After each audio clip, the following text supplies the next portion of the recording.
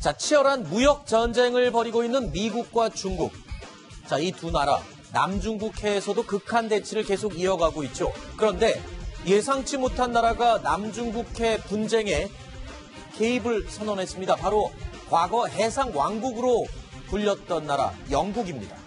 남중국해의 최신의 항공모함이죠. 퀸 엘리자베스를 파견하기로 결정을 했습니다. 이 소식 뉴스톱10 첫 번째 이야기로 짚어보겠습니다.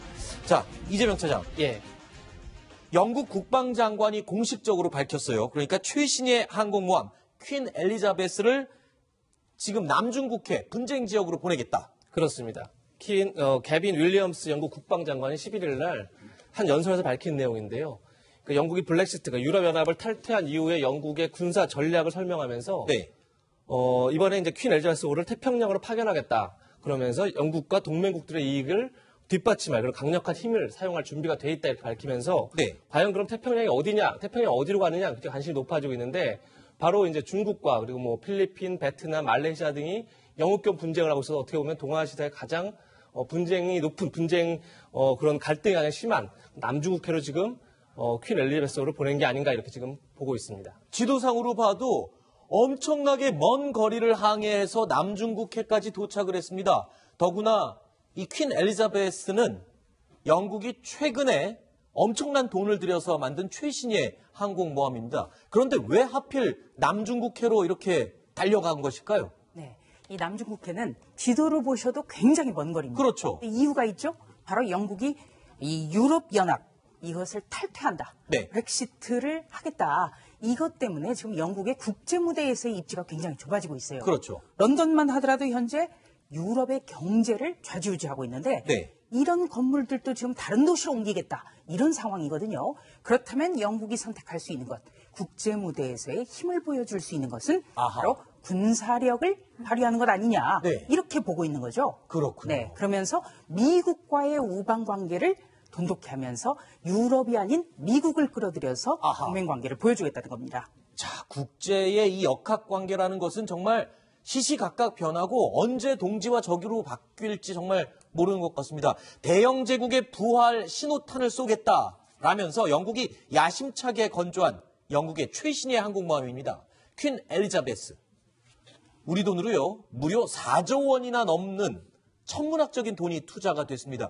신 대표님, 영국 해군이 다른 무기들, 구축함, 잠수함 뭐 이런 것들 모두 포기하는 조건으로 모든 경제력을 이 항공모함 퀸 엘리자베스에 다 쏟았다고요. 그렇습니다. 이 건조비도 건조비고 또 저기에 탑재해야 될 비행기 가격도 있고 하다 보니까 네. 토탈 한 10조 원 정도의 비용이 들어가거든요. 10조 원이요? 그렇죠. 그러다 보니까 영국이 사실 경제적으로 많이 여유로운 나라가 아니지 않습니까? 지금 네. 현재. 그러다 보니까 해군이 운영하는 잠수함 또 군함 이런 것들 퇴역시키고 아하. 또 공군이 운영하는 전투기들도 중고로 팔고 네. 그러면서 부족한 돈을 메우고 또 유지비를 그런 식으로 충당하는 조건으로 이 퀸 엘리자베스를 투입을 하는데요.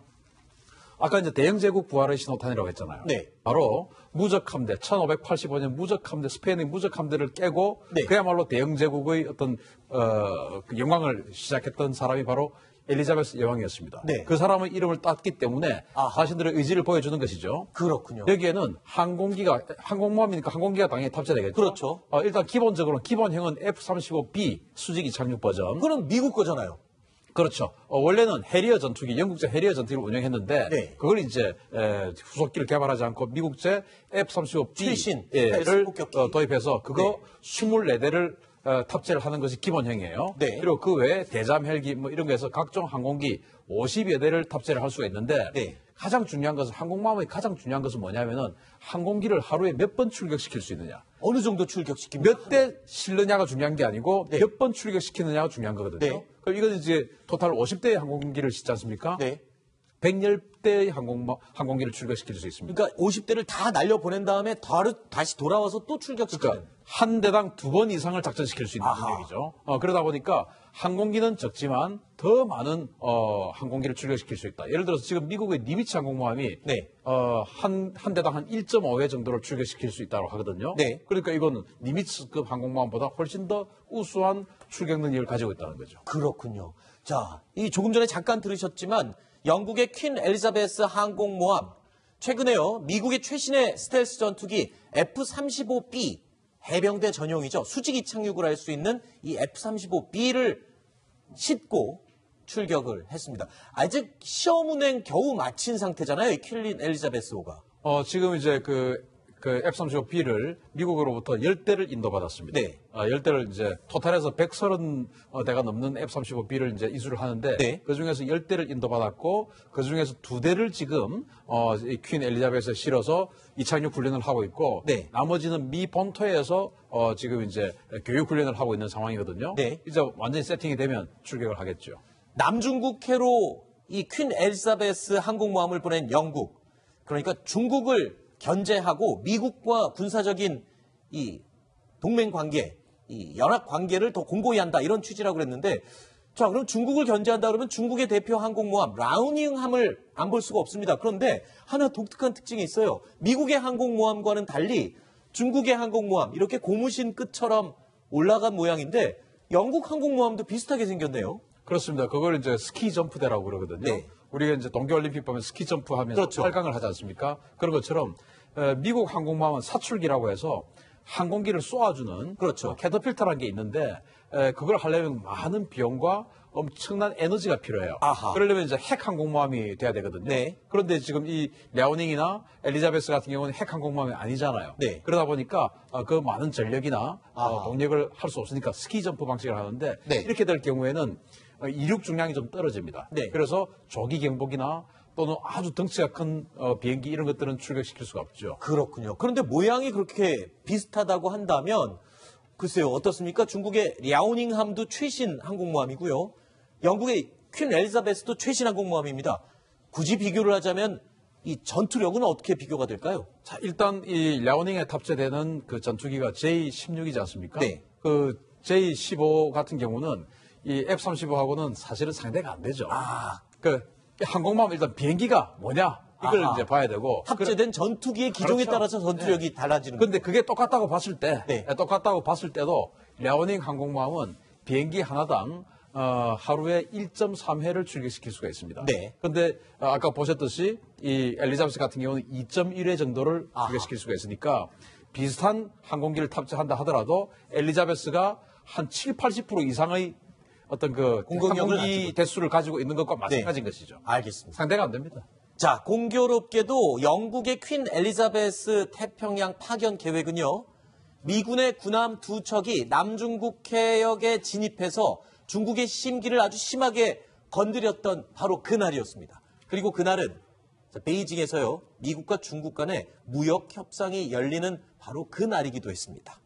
자, 지금 남중국해 지도를 잠깐 보고 있는데 지금 미국이 항행의 자유라는 이름으로 남중국해를 마음대로 드나들고 있어요. 이게 지금 중국의 심기를 엄청나게 건드리고 있지 않습니까? 그렇죠? 네. 이제 마음대로 드나들어야 되는 겁니다. 네. 왜냐하면은 중국이 저 남사군도 지역에 네. 산호초 같은 데다가 콘크리트를 부어가지고 인공섬을 만들었어요. 그렇죠. 그리고는 자기 영토다 이겁니다. 자, 영토를 인정해주면 뭐가 또 있습니까? 영해가 또 있는 것이죠. 네. 영해 같은 경우는 이제 12해리 그래서 킬로미터로 따지면 한 20km가 되는데 네. 그 산호초로부터 사방으로 20km가 자기 영해다 이겁니다. 또 그걸 또 인정하게 되면 또 뭐가 되냐? 남중국해 전체가 자기네들 내해다 이겁니다. 그렇죠. 내해는 영해 개념도 필요 없이 전부 자기 겁니다. 네. 그걸 이제 주장을 하려고 하는 것을 미국은 웃기지 마라. 아니다. 네. 라고 하면서 20km 안으로 군함 두 척을 집어넣어 버렸죠. 알겠습니다. 자, 안 박사님. 그런데 지금 지도를 한번 보겠습니다. 중국이 남중국해 일대를 두고 내해로 만들기 위한 그런 내심을 가지고 있는 상황인데 보면요. 일단 이를 제재하기 위해서 미국이 로널드 레이건호 같은 최첨단 항공모함을 남중국해로 보내고 있고요. 여기에 미국과 함께 지금 영국까지 동참을 했습니다. 또 얼마 안 있으면 일본도 신형 항공모함 이즈모함을 개량해서 말하자면 신형 항공모함을 갖게 되는데 중국 입장에서 보면 영국까지 참여하게 되는 이 분위기 굉장히 난감하고 언짢을 것 같습니다. 그렇죠. 그래서 지금 항해의 자유작전에 대해서 중국이 지금 용해 침범이다. 네. 강하게 반발하고 있지 않습니까? 네. 또 과거에 보면 이제 이라크 전쟁, 걸프 전쟁 때 미군이나 영국군이 다 연합을 해서 뭔가 전쟁에서 혁혁한 그 공을 세워서 빨리 전세를 뒤집었는데 역시 이번에 영국의 퀸 엘리자베스까지 동참하게 된다면 이 난사군도의 어떤 그 영해권 분쟁에서 압도적으로 중국이 열세를 면할 수가 없는 것입니다. 네. 이런 측면에서 아마 중국이 지금 또 미 국무성, 무역과 지금 중국 무역성 차관급이 대화를 진행한 상황에 이렇게 미국과 영국이 연합 공세를 펴니까 중국으로서는 대단히 심기가 불편할 수밖에 없습니다. 알겠습니다.